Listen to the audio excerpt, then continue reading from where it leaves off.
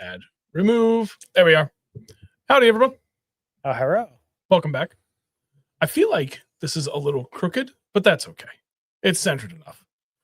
How you doing, man? I'm doing great. How are you doing? I bet you are. I am doing great.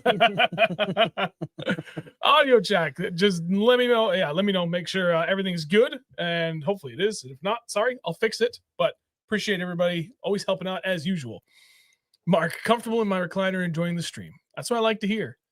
So game plan for tonight, kind of an extension from what I did last week, but tonight we're just talking about our overall top baits for cold water bass and really like talking about the overall winter fishing, like where we are right now, really late fall, early winter, through the winter, and all of this will even carry you into the spring as well. So there's a lot of overlap, but I was thinking about this when I was trying to figure out like, what do we talk about for this week?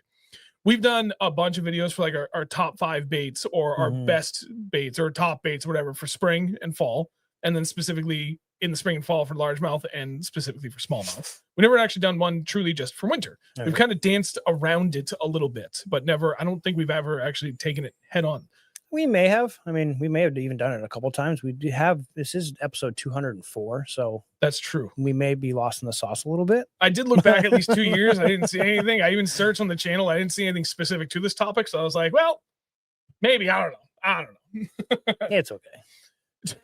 Jody, please convince me to buy more tackle. Like you need an excuse. There's really nothing else to, I guess, announce prior to the start of the stream. It's, like I did that video I uploaded 2 days ago on Monday, and that was recorded Saturday afternoon, just 2 days before that. And I think we're going to see some pretty good consistency here all the way up into ice in. So I think this is a good time to be able to go through and address a bunch of this. So we have a whole variety of baits laid out before us. You can see some of them kind of little teasers down there. A lot of these are going to be obvious, but what I'm hoping to do is not just be like, yeah, we throw this and then move on. I really want to be able to also really truly elaborate on what it is that we do with all of these things. And hopefully we can add to it. I mean, again, hopefully I can remember. Oh, you're going to remember. It's been a while. Like there's a couple of things we've learned from the last time we would have done something like this from a year ago. And I'm sure there's other things we probably didn't talk about that we'll have a chance to talk about now. So let's get into it. First, wait, for everybody that's here, thank you very much. We appreciate you as always. Do me a favor, wherever you're watching, whether it be YouTube or Facebook, please leave a like. I would really, really appreciate that. And also, for those that are sharing the post, like this is something I've talked about a lot before. Well, here and there, I'm going to bring it up again because I haven't talked about it in a while. Anybody that has been sharing, I try to find every single one of those shares. Sometimes there's privacy settings with Facebook. I can't see every post that was shared, like by who. But for the most part, I see it. And I always go to my way to make sure I say thank you to those people. I really, really do sincerely appreciate that help. If you're willing to please continue to do so, like hugely helpful. We are at just shy of 8,900 subscribers. Damn. So like for the last like 4 years, I'm like, it's so close to 10,000. Like, does it mean anything? Not really. Not really, but it's cool as hell to get to that number. Yeah. And by far, it is a group effort. We have to make the content, and then people need to share and talk about said content. So for anybody that's willing to do the sharing, thank you very much. Would really appreciate that. On to the show. So our top baits for cold water bass fishing. We got a whole bunch out here, and well, they're all good. They are all good. They all work. So there it is. Have a good night. No. Like I said, Blade Bait, Rocket League. What is your favorite out of everything? And let's keep it linear for the time period, like based off of what we found the last 2 weeks, like what you and I did 2 weeks ago, pretty much the same damn thing as what happened this past weekend, and actually really the last 3 weeks in a row. And I think that's going to continue to carry on from here on out. So given current conditions where a lot of places are say mid to low 40s, what are you picking up first? Honey, honey, I am picking up a jerkbait all day. All day. I didn't put it down. Well, I didn't go out last week and I was sick. Sick as a dog. And then the weekend before we went out and I literally picked up a jerkbait and threw it the entire day. All day. And it was so much fun. Andrew's medical sponsor. I'm I'm just looking to see if there's any comments I need to pin. I just saw my name and I saw medical sponsor. I was like, yeah, there's that. I don't have a sponsor. Wait, what is that thing? Go away. What is all right? Let's talk about cadence on the jerkbait, because that's something I feel like we only talk about, honestly, just a very few handful of times. But that's by far the most important thing. Color, I think, is also extremely important, but you can have the right color all day long. Right. If you don't get the cadence down, it doesn't matter. Right. I mean, it definitely helps, like, having forward-facing sonar to watch it these days. Like, if you're going out there and just you don't have forward-facing sonar, you're going out there, you throw a jerkbait in, like, you find, okay, you're in the right depth, you think you found where the fish could be, and you're looking for the right cadence. I just bomb it out, give it a couple twitches, and let it pause for 3 to 5 seconds. Give it a couple more twitches, 3 to 5 seconds. That doesn't work. Try going a little faster, maybe a couple more twitches, a little faster, less time in between. Because sometimes this time of year, I have had days where it could take 20 seconds to get a bite, a 20-second pause, or it's been literally no pause at all, just straight twitching it. So it literally could be from either end of the spectrum. Just work your pauses and work different pauses. If I can't talk right now. My brain is mashed potatoes. You can do it. I believe in you. I instantly got sick again. Just work your pauses differently than your cadence. Work a different. Oh my Jesus. Cadence. Try a whole bunch of them. Jeez. But right now, I think, what was it, last weekend? It was like a 3 to 5 second pause with like 3 to 5 twitches in between. And that was working just fine with a perch profile, with a perch color. This is, I don't know which one this is. That's not the GP Pro perch. That is, I guess, just like their regular perch, their northern perch or something like that. So really anything perch right now is going to work unless you're in like a smelt lake or something like that. I take that back. That is the GP Pro perch, because it's kind of that see-through. It's it's so scratched and beat up, because this one's been around the block a few times. We have used this one a lot. That's why this one's in the house. Yeah. Don't lose it. Nope. This one has caught too many fish, and she's officially retired. Completely agree with everything you said, which is why I want you to take it, because you're better at it than I am anyway. GP Pro Perch and GP Pro Blue are like my two favorite colors, but for some reason, orange on a jerkbait this time of the year can also play really, really well. And I don't remember the exact name of the color, but it's black back, like really vibrant orange on the sides. And what is this? I want to make sure I don't lose that one, but I want to try and see if I can't find that. I don't think they make it in. Whoa. Oh yeah. No, they have so many new colors, man. It's not even funny. No, it's not that. It's like that right there. No, it's not the Akatora. That is also a very good color though. Well, anyway, black back, orange belly, or even just gold. Alien gold. Really good color. So right something like gold. Kind of golden shiner E. Then I had it. I need to find it again. It was the that one. GG Deadly Black Shad. That was my favorite. That's my favorite. One of my favorite. It's just like a silver blackback baitfish looking color. That's just phenomenal. Looks like a shiner. Like literally, it looks like a shiner. Like a shiner and a smelt. Any sort of it just looks like a baitfish. Yep. And the fish will go crazy over it. And they do. I've caught a lot of fish on that exact one. That's a +1 though, isn't it? Yeah. Which we actually do have that. So I've got it in the regular 110 and the 110 +1 in that color. Because it's that good. I had mine on the regular 110. I've got one. And I broke it off. Actually, I think it's out there.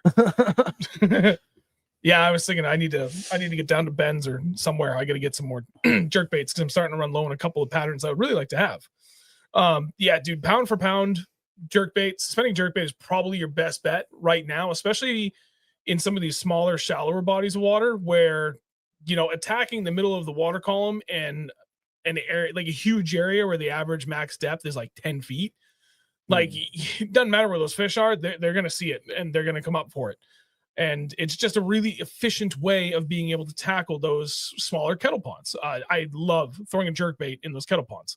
I mean, I kind of gambled on it this past weekend where I could have risked going out Sunday, but everything about the weather forecast told me it was going to be abysmal. So I was like, well, you know what? I'm okay with going out to the local pond again for 2 hours. And I literally did nothing but sling a jerkbait. Good. And it was slower than death, but I caught those 2 fish. And then I chased that school around for the next hour because I caught the first fish, looked up, Mike, oh, they're still there. You go in the box really quick. I like put him in while I'm still holding the rod, fire the jerkbait out, twitch, bam, 3 3/4 smallie. Like, sweet, pick them both up, get a picture, dump both back in, watch them go to the school, and the school effed off. I was like, well, that's why we box them at this time of the year. I wouldn't say a ton of crap for it, but I definitely got some crap for it. And like, I get it. But it's not like I was driving around with them for hours. I literally had that fish in the box for maybe 4 minutes. It was fast. Like I said, I put it in, fired it out, caught that smallmouth. It took me probably about 30 seconds to get it unhooked from the neck because it wrapped itself up. And then pulled the largemouth out, set up my phone, quick picture, the 10-second timer, and back she went. And then they blew up the school. That was that. So that's how it goes. It's fine. Can't wait to get in my own boat, and then I can box all my fish all year long just to piss everybody off. You can show up to a tournament, still have fish from the last weekend in there. Whoops. I'm kidding. Ooh, that one's good. Oh, Anthony may have got King Kuro. King Kuro. That might the color? I think that's what he's talking about. And it does sound right. That's for damn sure. Jody, the +2 is just not as crisp of a bait. Might consider just waiting the +1 if your fish don't do the +2. I agree with that. I've only really had good luck with the +2 early in the year. But this time of the year, +1. If I want to go a little bit deeper, that's for damn sure. Oh, Chris, evening, gents. Just want to drop in and say hello, especially since I see Andrew up in here too. Hey, you get more love than me. It's fine. Hey. I went missing for a year, so that's true. Not quite a year. Close though. It was close to a year. It was felt like a year. 3/4 of a year. It felt like 3 years. It felt like forever. Chris, first year I did really well with the jerkbait. Finally got the right cadence and good confidence in it. Stunner.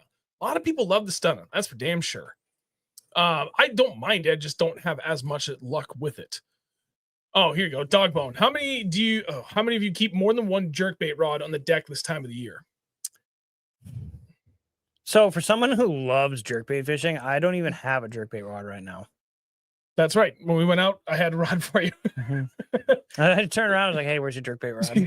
I had both. They're right the deck. there. I'm going to take that one. Yeah, and I know I have a third rod that I'd set up, and it's still in the rod locker. I remember the last time I went out, I'm looking down, I'm like, I know I have a third rod. Where the hell is it? And I opened the rod locker, and it was buried. I'm like, just 2 rods today. I don't feel like going in there to get it. And then Mark, perch stunner is solid. That northern. Okay. I should throw them more. I've got a few. I have a hard time getting away from the mega bass. It just works.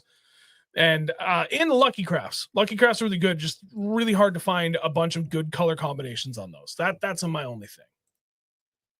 Anthony, yeah, GG Kinkuro is the black back, super orange belly. There it is. Thank you, sir. Scott Town, they were destroying the SB perch last week. Hell yeah. See, jerkbait. Everybody's got confidence in it. It's great. Can't go wrong. Everybody loves a jerkbait. Damn right. Jerkbait is the best bait. Okay, 1 bait down. So that was your go-to for like right now. I'm going to go a little bit against the grain here for what people are probably expecting me to say, which would be jig. And although kind of along the same lines, Ned rig. 2 different ones, right? Doesn't matter if it's the TRD or a little general. I don't know why the hell I'm showing off. Like, how simple, stupid is that? The TRD or little general from Berkeley. Sneaky thing. Ooh. We've talked about this every once in a while. Magic Flick from Beast Coast Fishing on a Ned rig. Very, very, very good. And it just offers a little bit of a slightly different profile while getting the benefit of that kind of quivering action from the tail, which is what the Magic Flick is really, really good with on the design of that. But it's not like a ton of action that you would get from like a twitching minnow, something that you would use for like pinging a minnow for your forward-facing sonar, for mid-strolling, whatever you want to call it. Like, that's got a lot of action to it.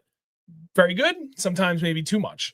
Magic Flick is kind of that halfway in between where you get at least a little bit more action out of the tail than say you would, your typical minnow again you use for mid-strolling. But it's not just dead stick, stupid little, turd standing up doing nothing like you get from the TRD or the Little General. So Magic Flick from Beast Coast is awesome. Jody, Nedrigs are a scam. Alec, I agree with you. Wait, what? Am I the only person that has zero confidence in the Nedrig? Is it though that you don't have confidence, or is it just that you don't like throwing it? And no judgment, but I always thought it was every time we think about it, you're like, I just don't want to throw it. I don't want to throw it. And there's nothing wrong with that. You don't want to throw it. Just like drop shot. I don't want to throw it. Every once in a while, I will, like to, but I will throw it. Well, it's funny because when you and I fished together a week and a half ago, and I knew it was probably going to be minnow, jerkbait, and Ned rig and a jig. Mm-hmm. Just with the conditions, I was like, I'm 100% confident that's going to work.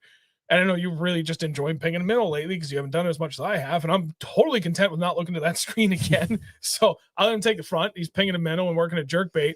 And I'm just firing out that Little General Ned rig. And he's crushing it. And I'm just like, dude, go for it. That's awesome. I'm happy for you. No electronics needed for it. It is your fish finder. It is your structure finder. You will lose a lot, but dude, it's just stupid good. It's really, really good for very slowly and methodically, inch by inch, picking apart that hard structure. And in my case, I really like fishing rock piles, especially this time of the year when they become a lot more consistently reliable. Give me a Ned rig and I'll throw the crap out of it and I will do extremely well with it. I keep it really simple with it too, where I'm throwing either just green pumpkin with a black flake or black. I don't really get into too many different colors at this time of the year. Every once in a while, you could, I'll throw a little bit of chartreuse on the tip of it, regardless if it's a TRD or a Little General or even the Magic Flick. Magic Flick is where I start to really kind of play around with my different colors. And I really like Chronic. That's my go-to. Me too. Damn it. Now I like the color. God, Jesus. But then I really like trying to Bankroll is one of my other favorites. I like the BC Special. JL's Candy Crush, obviously Dirty Perch, like all those, like I will work all of those. And it depends on where we're fishing and what the primary forage is. Like if I know we're in a place that's got a lot of smelt, I will lean towards a Magic Flick in a smelty kind of color pattern before I will go to just a TRD or a Little General. But I mean, and now the other benefit to it too, with the Magic Flick is one of my go-tos for throwing on a Demiki rig as well. And if you're throwing a quarter ounce or 3/8 ounce Ned head, that doubles as a perfect Demiki head. No, you don't have the same benefit of what I would typically throw for a Demiki head, where it's a round head, it's got the eyes, and it's just got a little bit more body and realism to it. Doesn't matter. Most of the time, I feel like they're biting on color and profile anyway. Mm.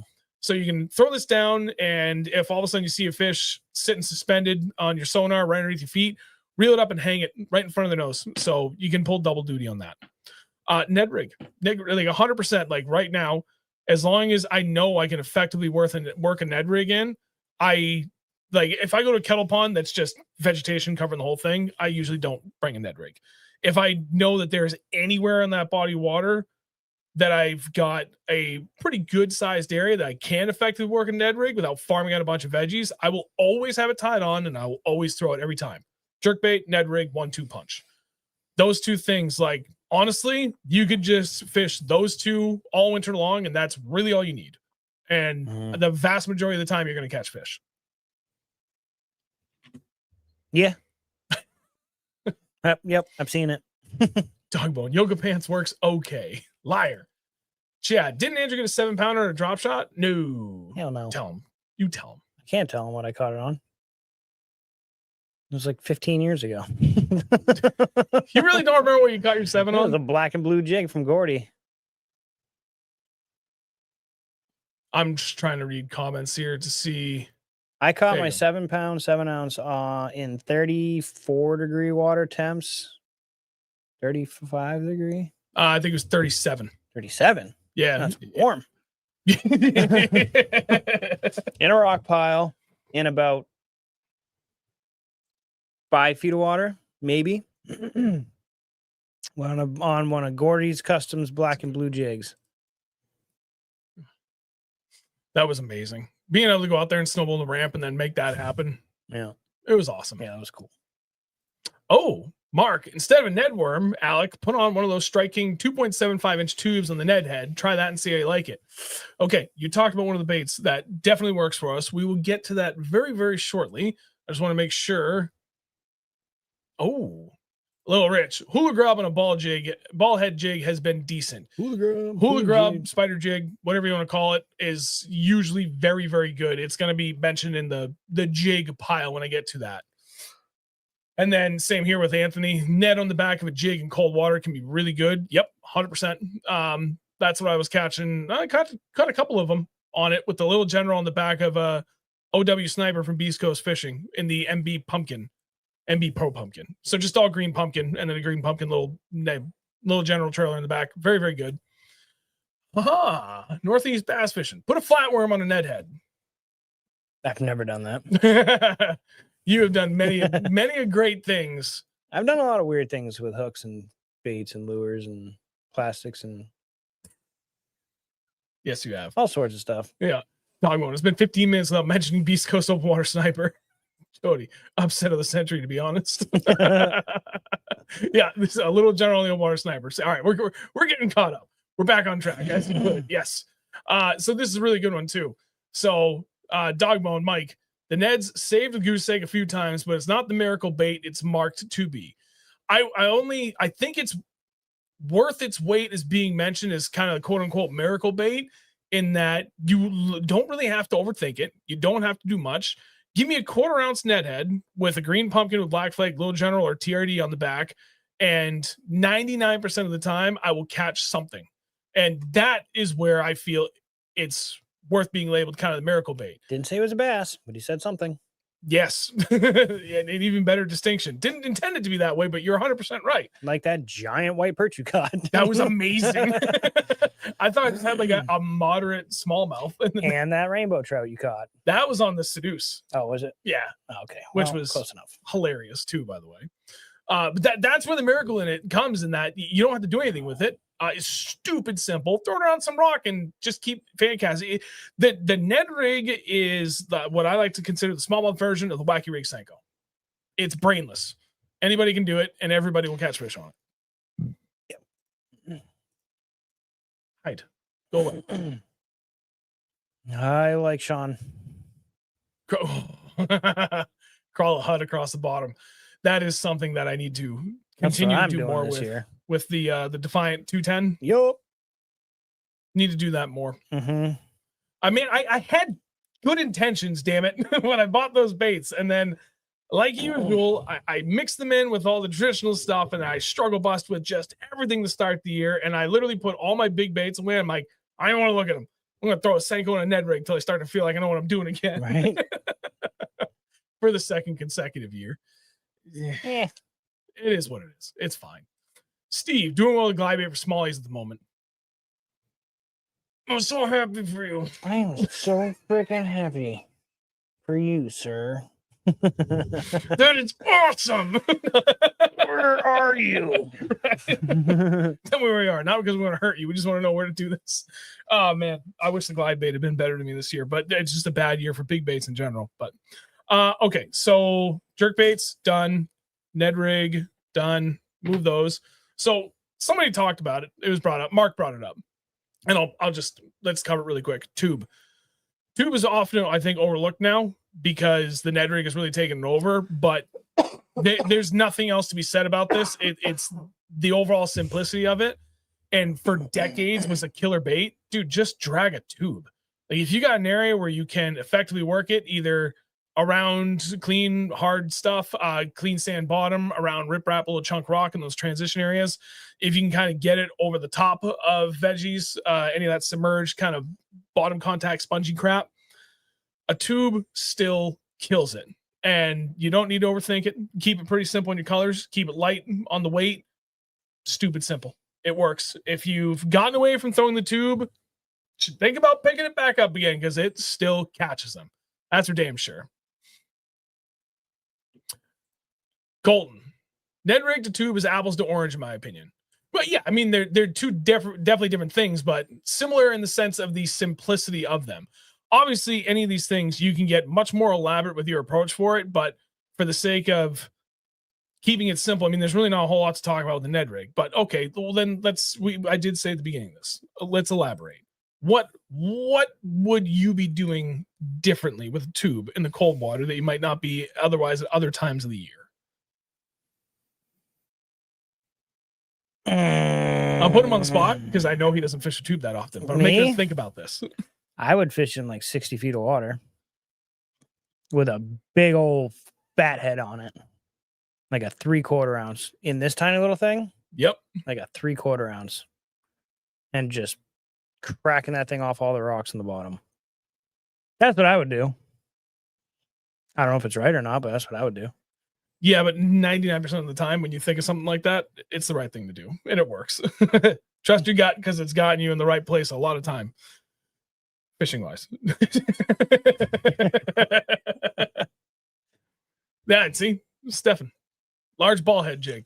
Yeah, I mean, honestly, that's exactly how I do it. I have used a bunch of different jig heads for tubes at this time of the year, and just a standard tube jig head is great. Can't go wrong. A ball head jig, like Stefan said, is also really good. Yep, inside the tube. Hey, Johnny. Hey, John. Hey, John. I haven't seen you in a while. I also, depending upon what size tube I'm throwing, I really like throwing a football jig inside of it. And not because I love football jigs. I have hundreds of them, and I have dozens of different kind of configurations as to what they are with both the material type, the size of the hook shank, brush guard versus no brush guard, like, dude, you name it. So like I have a bunch that have like 3/0 and 4/0 hooks on them with no brush guard that are really, really good for throwing in a tube. And I have a ton of them. They're tin bismuth. So for me, they're kind of cheap and sacrificial. I don't care if I lose them. And they work really, really good inside of a tube. And it makes it really nice for dragging. Like if you just want to fish it kind of like where Andrew's saying, where you get it down the rocks and you just want to pick it apart, especially doing these tin bismuth kind of football heads or even ball heads, whatever the case, like it's cheap stuff. And it stuffs it in there, just gives a little bit different profile. Sometimes it helps, sometimes it doesn't. I cannot say that we have fished it that way, or at least me has fished it that way with like a football head, just to give a slightly different profile than versus like a ball jig. But there's some days, man, where it's like that football head makes all the difference. It could be more the weight that I'm throwing than anything else. Don't know. Hard to say. But boy, is it good. So there you go. That's the elaboration on that. Now we've got jerkbaits, Ned rig, tube out of the way. We got to do that, right? This? Yeah, you're up next. Yeah, blade baits. There you go, blade baits. Now, do you remember what these are? Model, brand? The Spro? Binsky. Binsky's the best where in the does biz. Oh, you don't have a Spro out. I had the Spro. Yeah. I had a couple. Oh wait. Oh, keep talking. I'm gonna reach.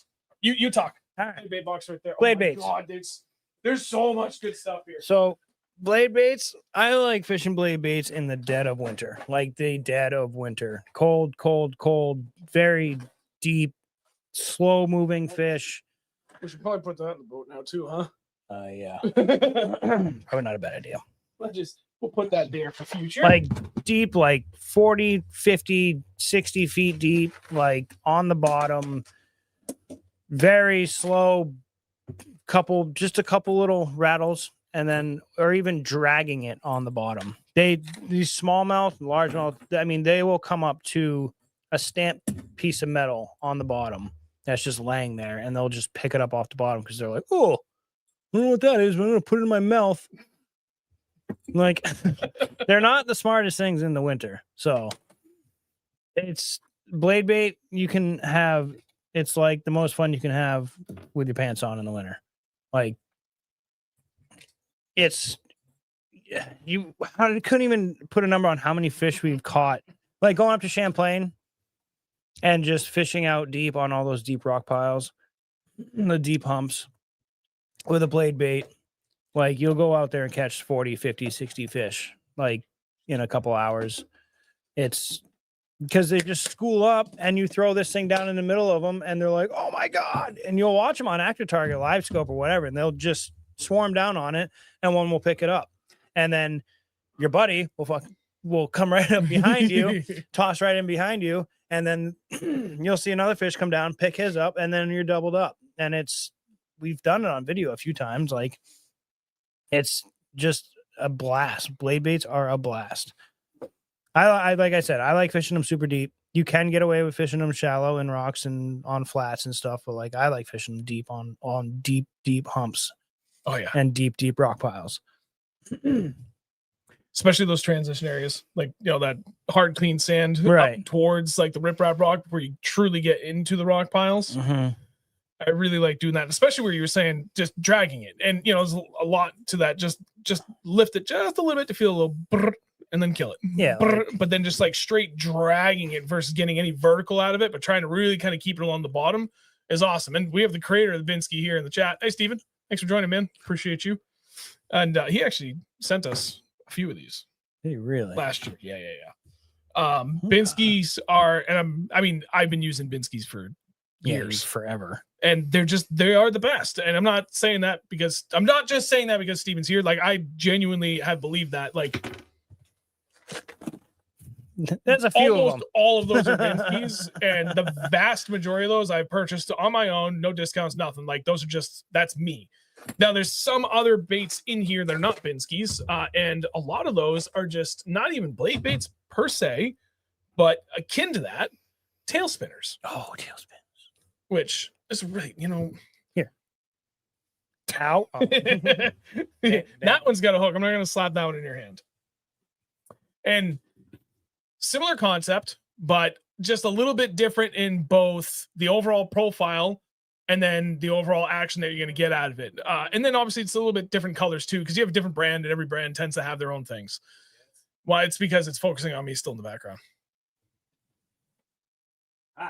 See? Focused. So that one's the Molix, I believe, if memory serves correct. And then did you show off that white one? You don't have to necessarily, but I like the idea of this one. I only just got these last year. They're line throughs. So it's an underspin. It's a tail spinner, not an underspin. Again, very kind of similar in exactly how you would fish it with a blade bait. Not the only way you could fish it. Wow, excuse me. But a great way to fish it. It's just like you would a blade bait. Slightly different action, slightly different sound, slightly different vibration, different profile, like just a little bit subtle differences by comparison to a true blade bait. And it's really good. There are days where everything about the condition screams blade bait and it just doesn't want to play. That's when I will always have the tail spin tied on at the same time as a blade, because usually blade bait, you can't go wrong. But there's some days where they just don't want to touch it. And that's when we'll pick up the tail spin. And all the weights, Steve, do not underestimate the quarter ounce. 100% right. Typically, I'm a half ounce on these, and they're great. You can fish them fast. You can fish them casting out far. You can fish them vertically. It doesn't matter. But we've had some good days, even just going all the way down to a quarter ounce too. And it's no different for this than when you're throwing a Ned or a jig or tube, whatever this case. Some days they do not want something that comes rocketing down past them. So you got to downsize your weight to have a much more slower, kind of finessier, subtle presentation to them as it kind of more gently glides down into the strike zone, if you will. Joe Burchill had a day on the Binsky today. Having a day. Do you mind telling us where? Because we were literally talking for like 20 minutes before the stream started about what we want to do this weekend, and we're both of the same mind. Smallmouth, kind of torn. Like, I wouldn't mind a numbers day, but I also would like to go somewhere that's got decent quality. And right now it's a toss up between Champlain and Candlewood. So anything within 3 hours of Milford is good. Mark, that black blue Binsky can be killer sometimes too. Yep, I have those. I've got a couple. There's the one I was looking for. Stefan, gold Binsky is the only thing I use. Color is important to bring up. For the first couple of years throwing blades, I had two colors: gold and silver, chrome, whatever you want to call it. Oh, good. Joe said Champlain. Anyway, back to colors. Okay, we're going to Champlain. I'm okay with that. I got no problems going to Champlain. I love Champlain. I don't either. All right, anyway, as long as the wind plays nice. So colors on your blade baits, and honestly, gold is really all you need. Gold and or silver. We have done exceptionally well just fishing silver for a long time, and then we mixed in gold, and we did exceptionally well just fishing that. My general rule of thumb is if it's sunny, I typically throw the chrome or the silver, whatever you want to call it. And if it's cloudy, throw the gold. That is not like the end all be all answer. as Stefan pointed out, I mean, you can just go with one of those colors and it'd be great. Depending upon the forage you're around, you can go with the Perch or Fire Tiger, whatever you want to call it. Depending upon what brand you go with, one is a Perch, one's a Fire Tiger. You can, this tail spinner from Molix is teeny tiny, but it's like a little bluegill pattern. You can go with just pure white, sexy shad. Like, you can get as crazy with these as you can with anything else out there, but you don't have to. You can be very, very simple and straightforward with your blade bait color selections. What is your favorite? If you only had to use one. Probably gold, honestly. I'm going to have to agree with you. I think because, I mean, I've had equally good days, sunny or overcast, with just gold. Yep. And it just works. I will tell you, if you're fishing these things around any sort of hard structure whatsoever, general rule of thumb with anything you own, if you have one, you have none. If you have two, you have one. With blade baits, you got to go like times 3 or 4 on that rule of thumb. You're going to lose so many. They are sticky. Want to pin that comment from Dogbone at the bottom? How do I do that?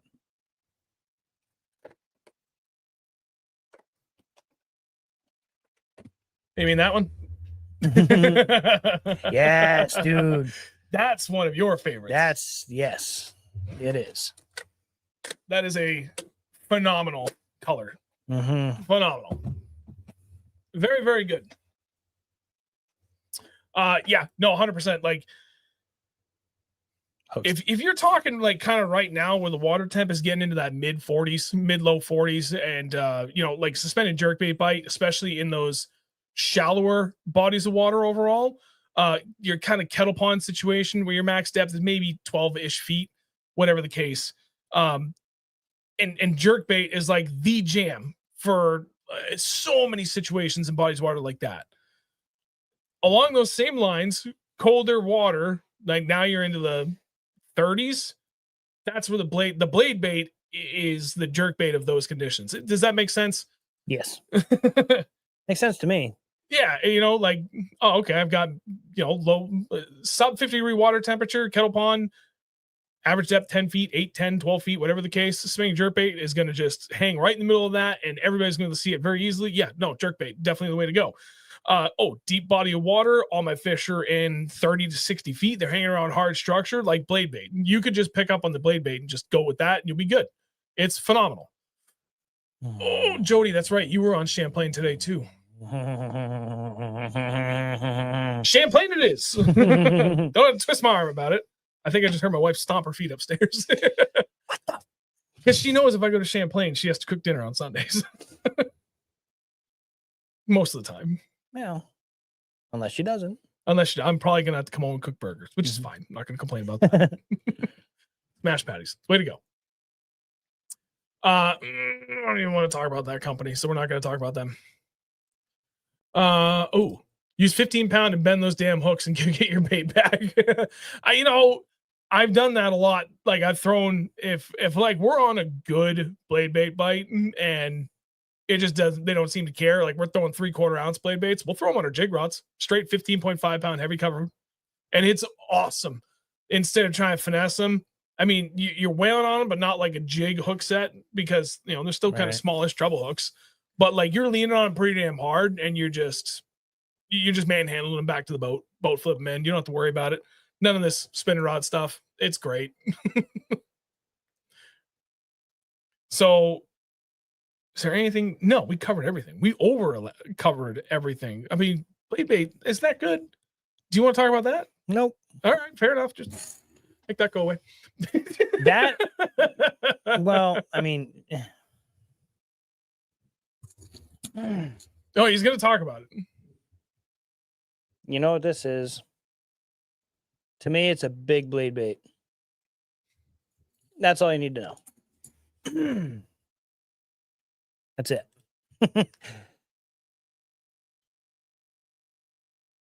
Lipless blade bait. All right, I'm not going to push you. I will. Okay, I've caught some fish. I figured out a thing with some lipless crankbaits, and I said, you know what? I'm going to fish this thing in 45 feet of water on the bottom and go catch some smallies. And it worked. It sure did. It's the same thing, just with profile. Just bigger. Yep. A little bigger, and it's plastic, not metal. But it's still noisy as hell. Mm-hmm. Isn't that the one knocker or the two tap? That's the two tap. That's the two tap. Okay. What was it? Oh, Panda. So on that point about blade baits and having extras because you're going to lose them. So Bass and Panda, does one of those lead lure knockers don't help get your knocks? Yeah, get your baits back. Jeez. Reading comprehension's at all time low for me. I'm sorry. Yeah, no, they do work sometimes. I don't know. Maybe if we were to buy like a proper lure knocker, maybe we'd have a little bit better luck. I've just used like old drop shot weights, like heavy ones with paper clips, like the poly coated paper clips on there, because they go on your fishing line really easy. They don't fall off. And with a 1 ounce drop shot weight, maybe or maybe not lead, then like it knocks it. And if I lose it, like I don't care. I mean, I bought those lead drop shot weights for the St. Lawrence River the first year you and I went, 2019. There's supposed to be 8 of us, and it was just you and me. And we went through almost all of them. We did. I still have a lot of like 1/2 ounce and 3/4 ounce ones though. So I try to make lure knockers out of those, and they do work here and there. Not all the time, but well enough.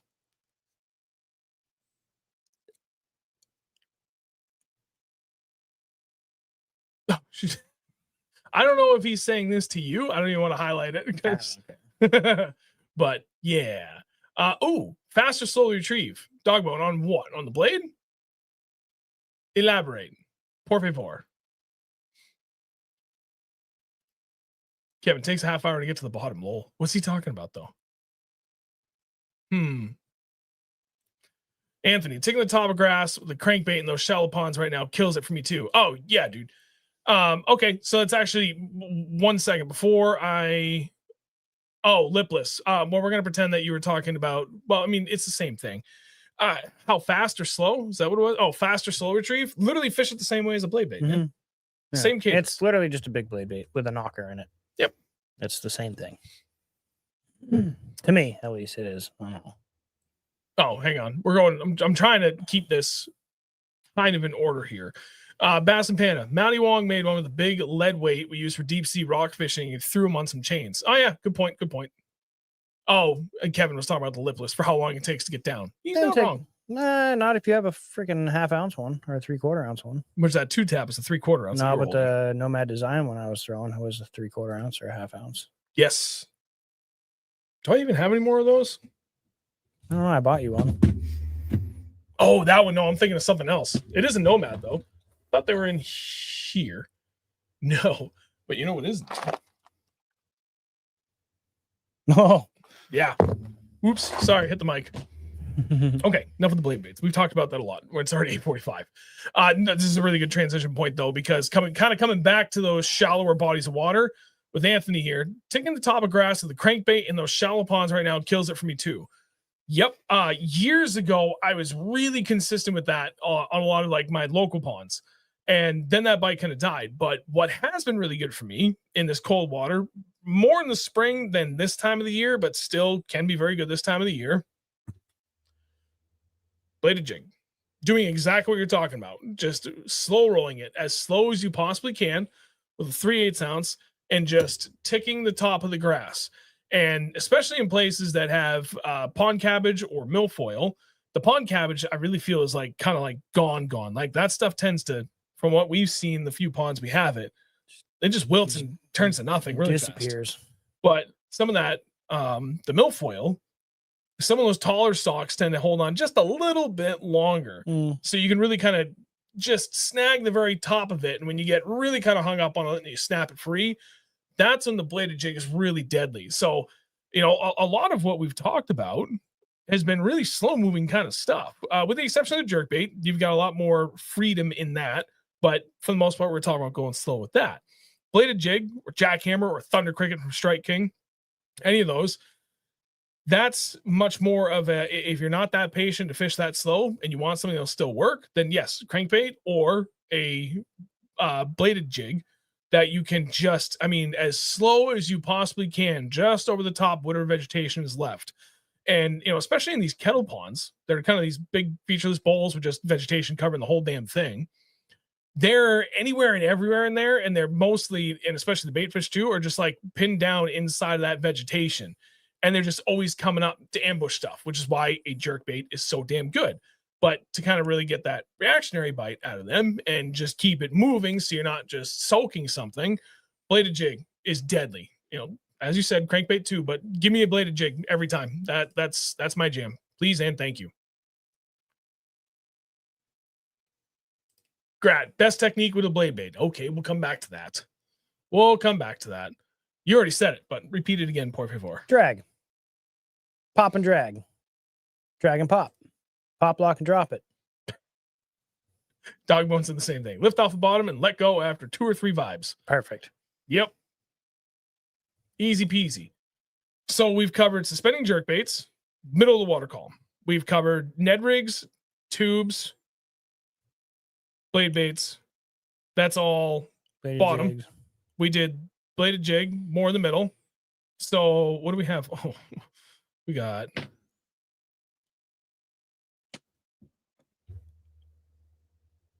Well, I covered the last thing. We haven't talked about any of that. We haven't talked about that. Yeah, go for it.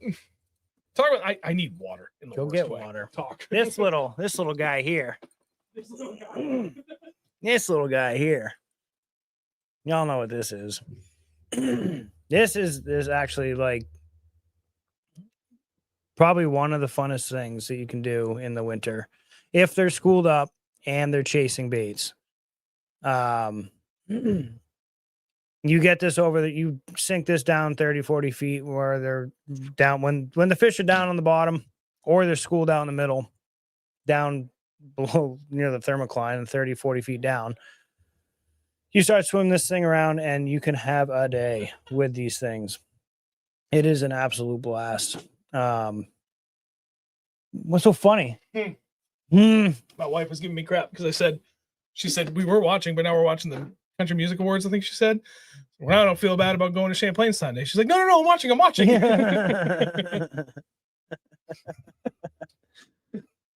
But yeah, Alabama rigs. I'm sorry. I'm just remembering days up on Champlain with this thing, and we absolutely crushed it with these things. But you have to be careful. You need to know your laws. Yep. 3 hooks, 2 hooks, 3 dummies. 2 hooks, 3 dummies. 2 hooks, 3 dummies. 2 hooks, 3 dummies. New Hampshire, Vermont, Massachusetts? Question mark? Maybe. Never really throw it in Massachusetts. No, we haven't. I'll have to double check on Mass. Connecticut's 5 hooks, so that's always fun. 5 hooks. New York is 5 hooks. Yep. But Champlain is not. It is 2 hooks, 3 dummies. Correct. All, well, pretty much, I think the entirety of Champlain fishing regulations default to Vermont rules because I think the majority of the lake is in Vermont. Right. So, because we thought about that. What was that? 3 years ago, we were out there. Yeah, for the Candlewood camp. And we're like, oh, dude, we're in New York. We could throw 5 hooks. No, we can't. And we rigged them up and we had some time to kill. We had not gone out yet. And I'm thinking to myself, I'm like, something about that just doesn't sound right. Well, let me look it up. So I looked it up and yeah, sure enough, all of Champlain follows Vermont fishing regulations, not New York. So I was like, even if we're in New York waters, you can't throw 5 hooks on Champlain. No, yeah. Which is fine. Which is fine. You don't need them. They eat it. When I'm setting these up, I kind of like to, depending on what they're eating, but the way that they're eating. But 90% of the time, I'm gonna have both my hooks, my live hooks, down on the bottom. Yep. Because the fish usually will come up from the bottom, or they'll come up from the back. But if they're coming from the back, they're putting their whole face into it. 9 times out of 10, you're gonna get a good hook set on them. And if they miss it, they will probably come back and hit it again.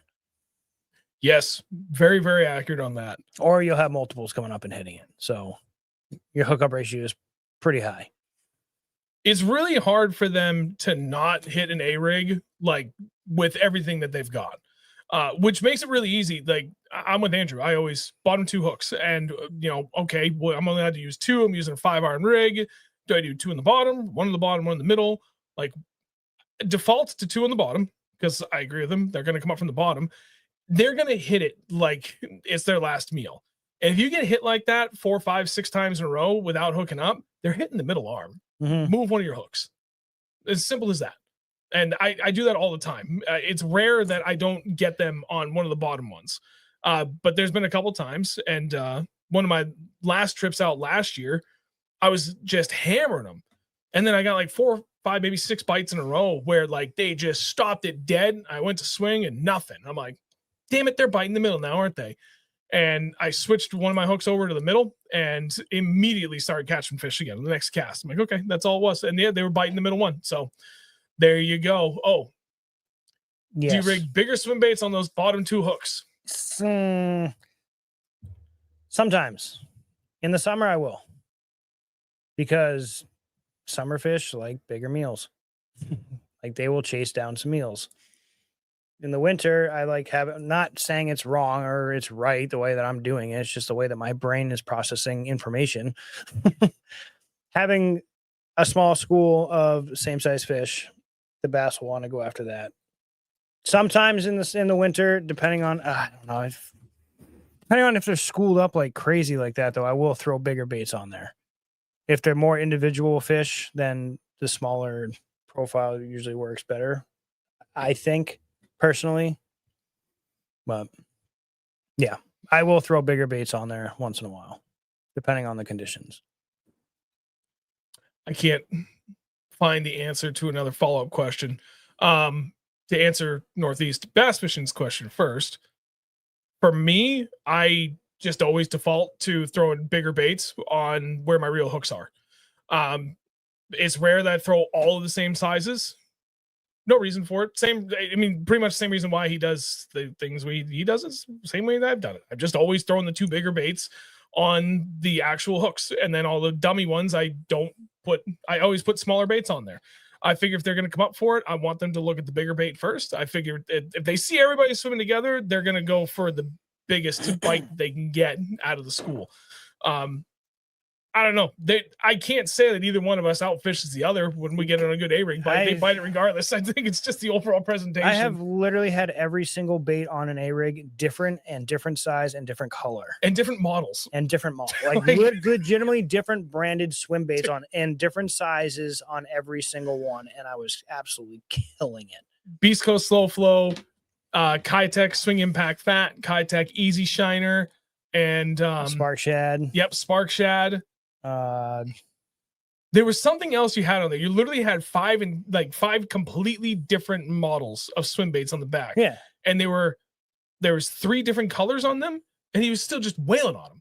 Like, it didn't matter. Like, you're looking at it like that's the dumbest shit you've ever seen. Caught 22 pounds in like 10 minutes. Yep. I don't know. Literally. they're just all about it. Dogbone, what weight jig head do you use for a 5-arm rig? So I have only thrown the Umbrella Flash Mob Junior. I don't know what the weight of that is. Depending upon what depth we're targeting and how slow we're trying to go with it, I'm all over the place. Typically, I will usually get like those Kitech like tungsten ball jigs, because if you get them in the 1/16 ounce ones, they're dirt cheap. And I don't like throwing, if I would need just a little bit of extra weight, I like to buy a real hook. Those Kitech ones are cheap.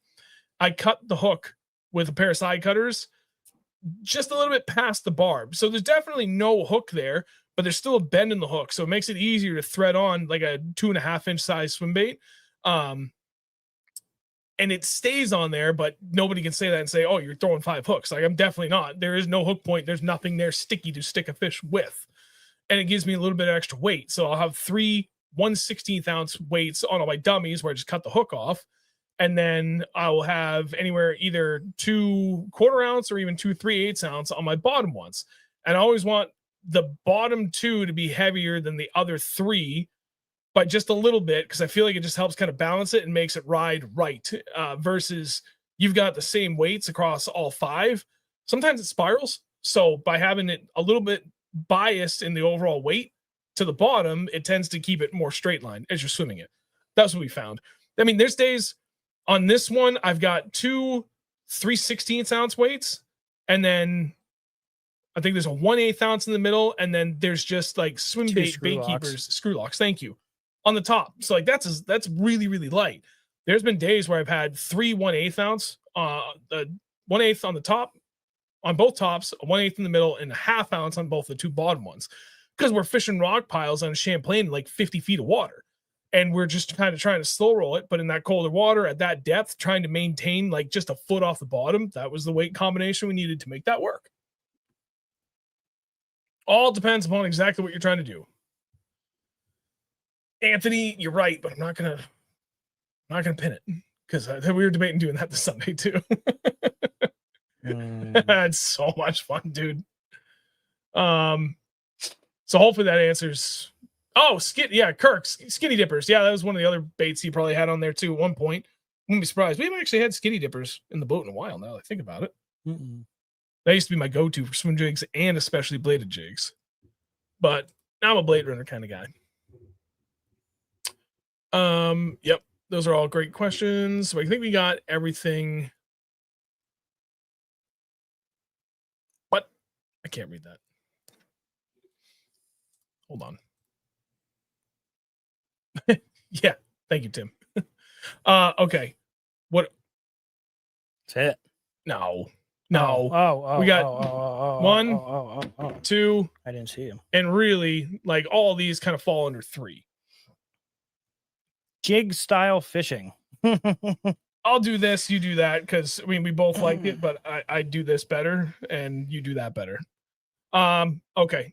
So first and foremost, how do you suspending middle of the water column? Aside from the suspending jerkbait, what else can you do to go about it? Something we talked about a lot. I'm going to bring it up again. Damiki rig.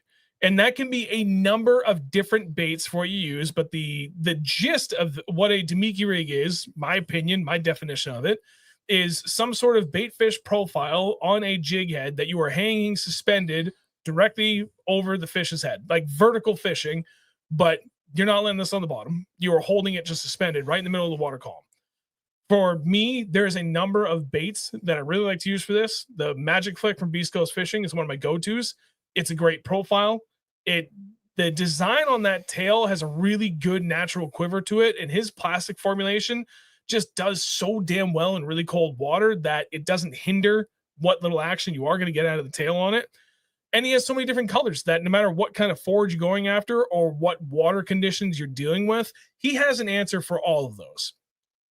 As for the jig head, there are so many options you can use out there. There's almost no right or wrong answer. The only thing that matters is that your line tie is 90 degrees to the hook shank that your bait's on.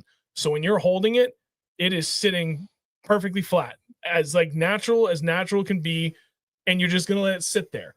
Now, for anybody that's ice fished a lot, especially for panfish, Andrew's one that really put me onto this when I first started getting good with the Damiki. Was we had days where they come up and you could see them even on 2D sonar, which is what I did the first 3 years of using a Damiki rig, was just a 2D sonar, no live. You don't need live for this, which is great because now this really opens up the potential for who can use this and where, when, and how. And I had a bunch of fish coming up and they just weren't eating it like they were the last couple of trips.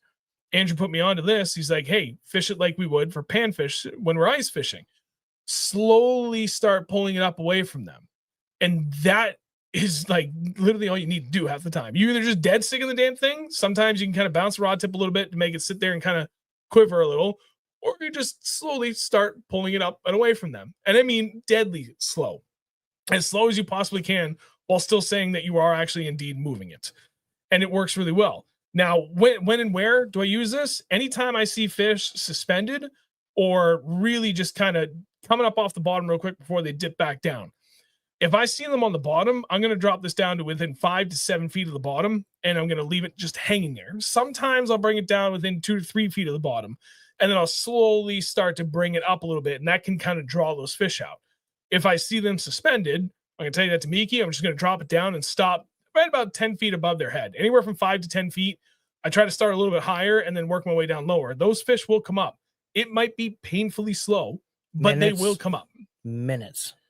The colder the water, the more comfortable you better be with doing this, which is funny because when almost every time we post some really good, really late season or middle of the year or middle of winter Damiki rig fishing, we're literally kneeling down because it's more comfortable to be kneeling down and like looking at the graph kind of in front of your face versus standing up and like trying to stand there like a statue for 2 friggin' minutes. Literally waiting for having the fish to rod bite.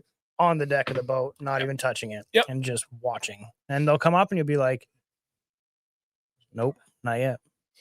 Oh, no, not yet. Oh, here it comes. And then it'll go bink and you'll got him. Top 8 piece of corn. So Damiki rig. Weight. That was one thing I didn't talk about. 3/8 ounce is my go-to. Some days you gotta really slow it down and you gotta go to like a 3/16 of an ounce, and it's painful when they're deep. You know, like you'll see them on the bottom in 40 to 50 feet of water, and you're like, damn, all right, they're down there. Well, here comes a 1/2 ounce, and you get it down 10 feet, but it's coming down so fast. All of a sudden, these fish pin themselves to the bottom, and that's it. They're gone. Okay, I'll go down to 3/8 ounce. Might get within 20 feet of them. Same deal. They go down. But some days you got to go really, really light. Most of the time, 3/8 ounce is all I really need. And a 1/4 ounce. And if I go out and I know we're going to get a Damiki rig bite, those are what I always start with. If I'm really confident with it, I will tie on an extra rod with a 1/2 ounce on it, just because if I can get away with that, like obviously, hell yeah, you got to always go as heavy as you can with what the fish will tolerate. But 3/8 and 1/4 ounce is typically what I will always have tied on when I'm confident that, yeah, it's Damiki rig time. So aside from the suspending jerkbait, Damiki rig, if you really want to try and target them in the middle of the water column while being stationary, keyword there, being stationary for suspended fish, Damiki rig is just, as far as cold water goes, about one of the best techniques that I've learned in the last 10 years. It's just insanely consistently good, and it catches big friggin' fish, like real big fish. And you don't have to be deep. I will. That's one other thing I will say. Case in point, 2 years ago, I caught a 5.01 pound smallmouth. I think it was in 15 feet of water, and it literally swam underneath my boat. I saw it on my 2D sonar. All of a sudden, just this big old fat line appeared right below my boat. And I'm like, that's a fish. And he's sitting right below my trolling motor, 15 feet below me. And I'm spot locked. Okay. I just dropped my Damiki rig down over the front of the boat. I didn't even have the leader knot in the water. That's how close it, like how I only got it down 6-7 feet. And all of a sudden, dude came right up and slapped it. The whole rod went dunk. 5 pound smallmouth, 15 feet of water, December. And the water was like 38 degrees, something stupid like that. Doesn't have to be a deep water deal. Food for thought. So that's your stationary, your static suspending technique. There we go. Now, kinetic. Sure, kinetic. That's good. Well, jigaboo on a little swim baiter. Swimming these things, you see these smallies or largies, or you see fish down on the bottom, down deep, and they're crawling. I mean, you see them moving around on the bottom, they're crawling, and they're looking for food. They're looking for something. You throw one of these little guys down there. This is, I think, a 3/8 ounce sleigh. Sled head from Beast Coast Fishing. Beast Coast with, I actually think that's a 1/4 ounce. Really? Yeah, 1/4? Yeah, it's actually, yeah, it probably is. I actually have a scale over here, right? I can care to weigh it. Okay. But little jig head with a little swim bait, 2 to 3 inch swim bait, and you toss this down to those fish that are crawling around the bottom, and you just slow roll this thing, and they will munch it. Yep. I mean, your rod will just load up, and you'll be like, "Oh, I'm stuck in the bottom," and you'll lift up, and you'll feel a thunk, and then they start screaming the other way, and it's a good way to catch big smallmouth. Good way to catch big largemouth. It's honestly probably one of the best ways, I think, to catch them is with a jig head and a swim bait. Yep. And you can also throw. Well, this is the baby dozer, right? Yep. Is this 5/8? Yeah, that's a 5/8. I just pulled out the brush guard on it.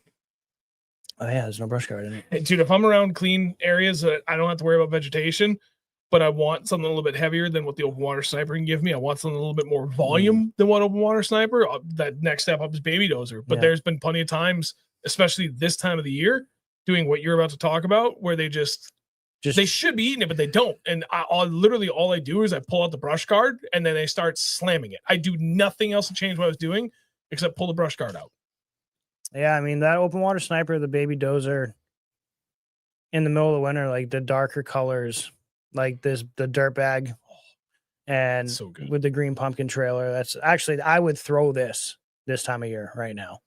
And I'd be throwing it around rock piles or even just on like deep flats, like anything that like you got a big hump, but it's like big flat on top. Just toss it out on top of that and just drag it across the bottom, and they will pick it up. And when they do, they're probably going to be quite large.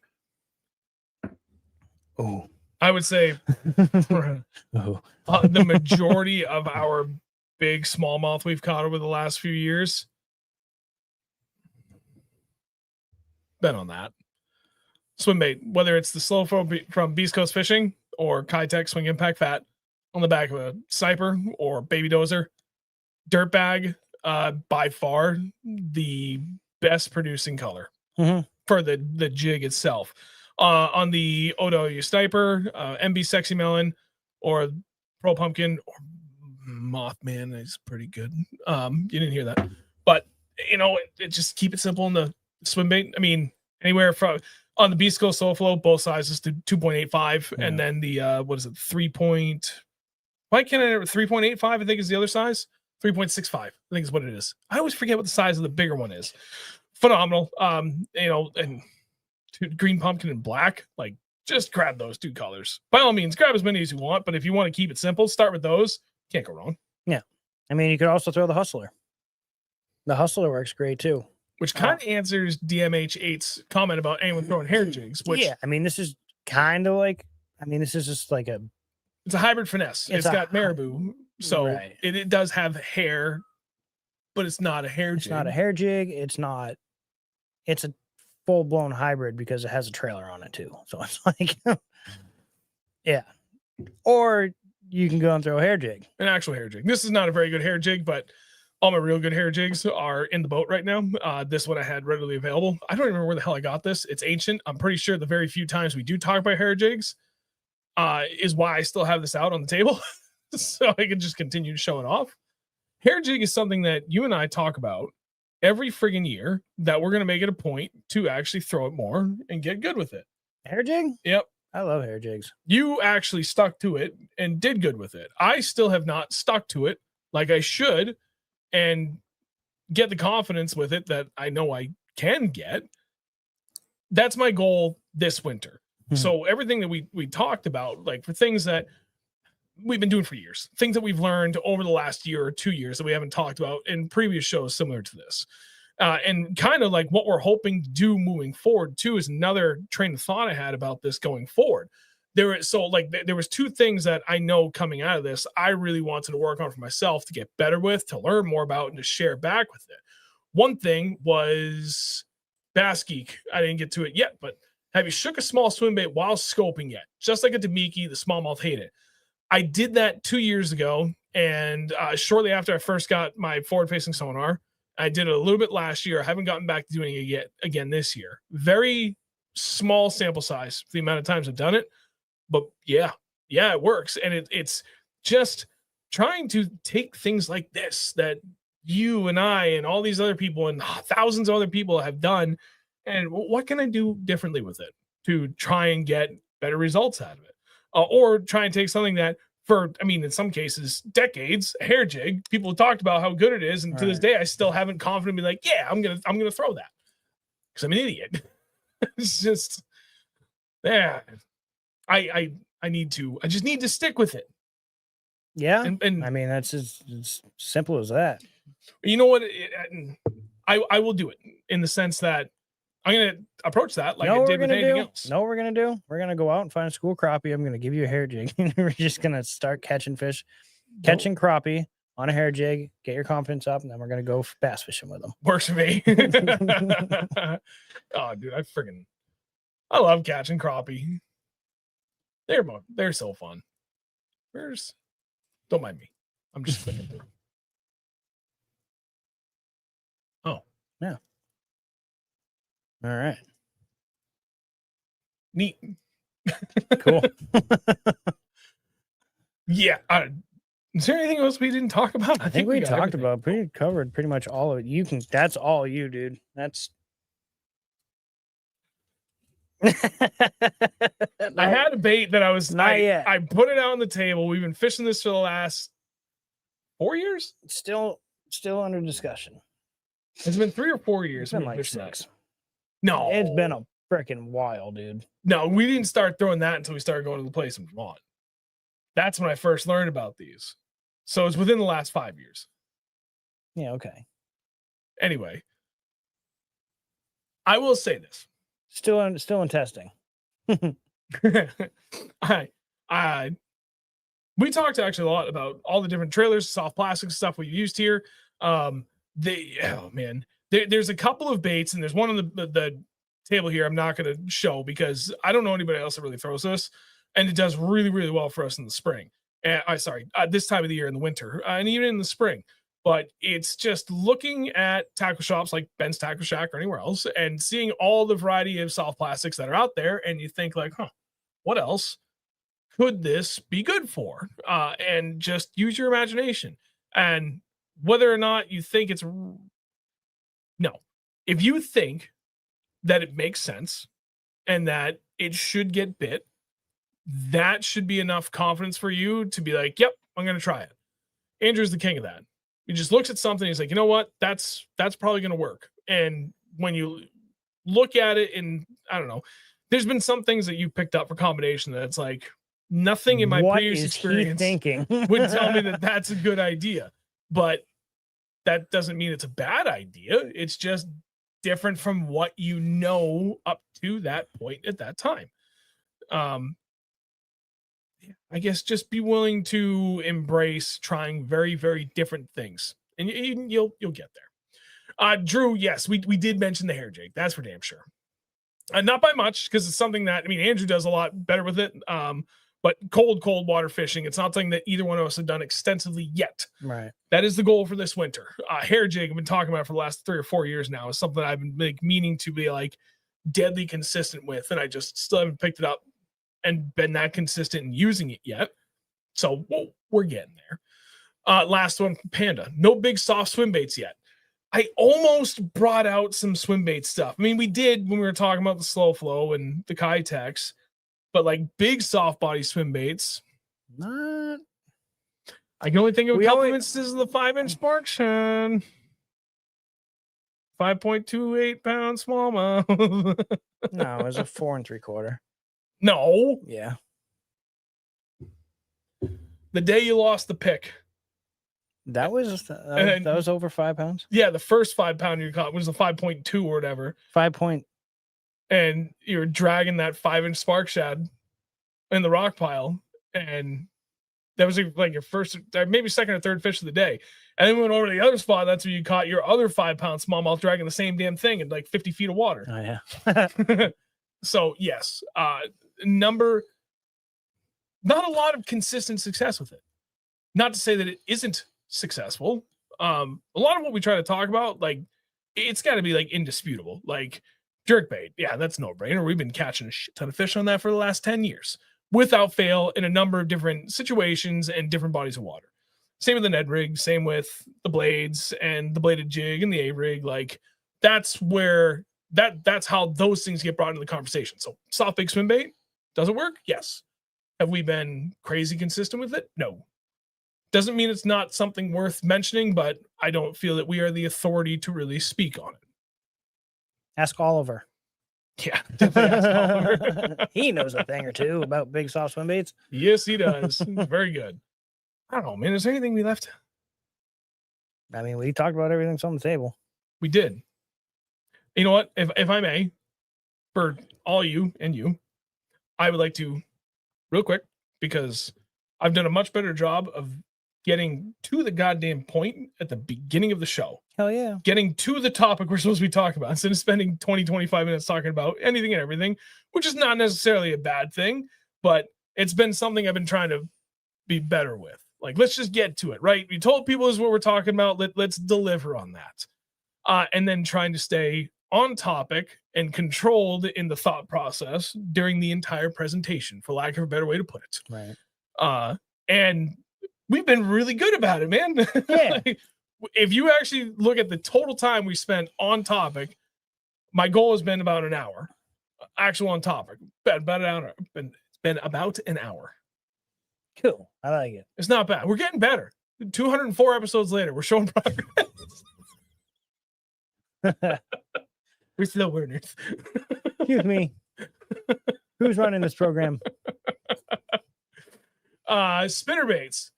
That's dude, I know people do it well, but it falls in the category of the big soft body swim baits. We don't have that kind of consistent success with it to be able to speak to it. Does it work? Cold water, 100%. Have we done very well with it? No. Not us personally. Not in cold water, no. No, I was throwing a 3/4 ounce or 1 ounce spinnerbait up on Champlain 2 years ago in like 40 feet of water on the bottom. Did you catch one on? I did not, okay, but I had a monster following it. It may have been a lake trout, but yeah, true. I don't know. Thank you, Basky. Appreciate it, man. Oh, you know what? I'm not that good. I'm just here. We know what we suck at. And we do really, really good about trying to be better. That's the important thing. The actual progress, yeah, sometimes maybe good, sometimes maybe shit. But mostly shit. But we try. But we're having fun regardless. Yeah, man, I think that pretty well covers it. So I tell you what, next week we got Thanksgiving, but that's okay because oh no. What? Hold Friendsgiving this weekend. Wait, I thought that was it's before Thanksgiving? Yes. Oh, so you're not fishing this weekend? I don't know. Well, Tim said he was going to come out with us, but now it looks like it's just going to be me and Tim. It might be. And then Carl, hopefully he'll drag his boat up and follow us up too. You have fun with your hangover. I'm not going to like it. You don't have to do that. The partaking of the family event, yes. The drinking, no. But it's good that beer. Level.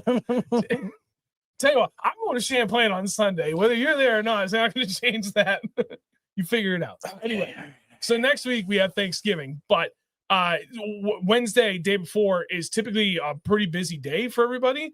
I'm good. I can still do the stream. What do you all think?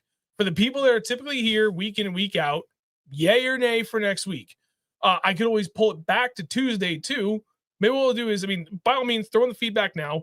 I'll probably ask the question Facebook and Instagram and determine what to do for next week. Because I still want to do this, but I want to make it convenient for everybody as well. And if that means kind of just changing up the schedule a little bit, then so be it. I have no problem with that. Maybe we do it on like Monday. Yeah. Now, is that going to conflict with anybody else's live stream? Monday? I don't think so.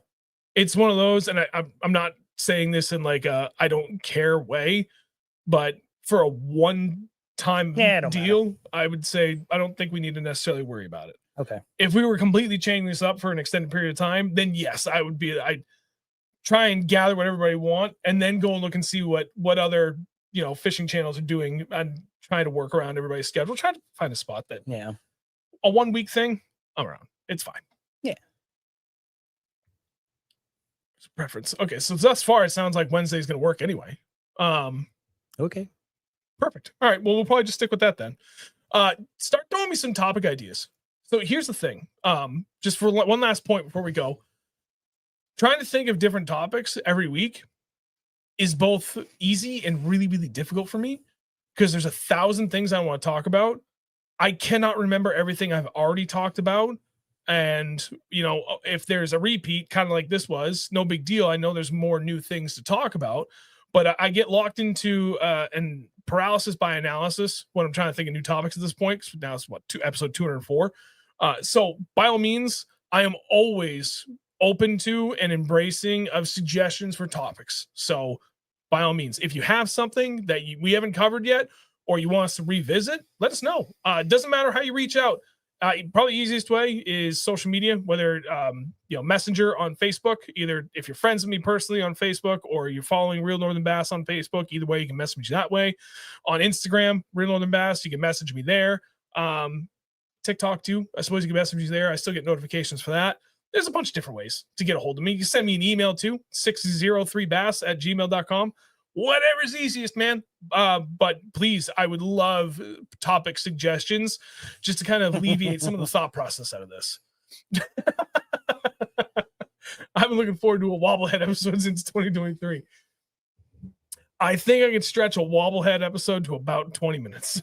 Then I think that's pretty damn good. That's 20-minute stretch on extended. Wobblehead. It's extended edition too. I think I could do it though. Probably. Yes, I could, especially if we bust out the fish tank again, which is in the other room. We haven't used that in a while. We haven't had that many opportunities to like really well showcase, but now I know how to get both cameras set up for that to make things easier. So there's always that for an option as well. Yeah. Oh, Chris, do you have screenshots of structure? Do show with everyone's screenshots. Yeah. Okay. So we've done a couple of episodes of looking at depth charts, but we've never done one looking at like actual sonar. That would be phenomenal. That could be cool. That, you know what? That would be phenomenal. That would be really, really good. So for us, next time I go out fishing, I've got a memory card that I could easily pull back out. I can take a ton of screenshots. So if I see stuff out there that's like, damn, that's a good talking point, then I'll do that. I will have to ask other people to send me screenshots of 360 imaging because my Mega 360 is dead currently, which really sucks. Oh, I have an option to get another one used from Will. I might try and swing that for this weekend. Okay. I'm going to try and come Sunday. All right. I might just eat. Drink when you get home. Yeah, true. It'll be fine. Whatever you do, man. It's all good. Like I said, I'm still going to Champlain Sunday. I'll probably end up going too. Yeah, that would actually, Chris has got a really good point. So that would be a really good one to bring up. And it's funny because at work, we just did, my coworker just did like a kind of MFDs, multifunction displays, and sounders, what your original fish finders used to be called before they became these multifunction displays. Kind of like a 101 class. And I assisted just a little bit. I mean, really, he did pretty much all the work on this. But when it came to deciphering what we were looking at on all the different types of sonar, he knew most of it, but I was able to better elaborate and explain to it. And so I stepped up for that at work, and it was awesome. Like, I really like doing that, and not for nothing. I am awful about speaking about things I'm good at. I'm great at telling you what I suck at. That being said, I am very, very good at deciphering sonar. That I know I can speak to with extreme confidence. I understand it through and through, and every make and model and sonar type. I just understand it. That would be a great show to do. Yeah, it would. There's so many different things we could look at too. That'd be fun. There you go. Chris, I have a couple of good ones of bass schools. Dude, email them to me, please. Chris, we're going to make that a show coming up as soon as we can. That would be a phenomenal thing to do. I think it'd be really helpful for other people to see that as well. Mm-hmm. Actually, sick. Yeah, that's a good idea. All right. Well, we were really good about keeping on topic for an hour. Then I just rambled about everything and nothing, although important stuff, for 10 more minutes. We're done. Had to get it out of the system, you know? Yeah, true. I just like to talk. I'm sorry. All right. Well, thank you, everybody that came out to watch tonight. Really appreciate it. I had quite the crew tonight as well, which is awesome. Glad to see everybody back. Mm-hmm. If you haven't done so yet, please drop a like. It helps immensely for everybody that did share the stream, whether it was on Facebook or Instagram, whatever the case. Thank you. Thank you very much. Really appreciate that. We will see you guys next week, as always, again. Missed you guys. At Real Northern Bass, at Real Northern Bass, at Real Northern Bass, at Real Northern Bass, at YouTube.com. You just summoned us like Beetlejuice. We'll see you guys all next week. Love you. Missed you. Adios, muchachos. Bye.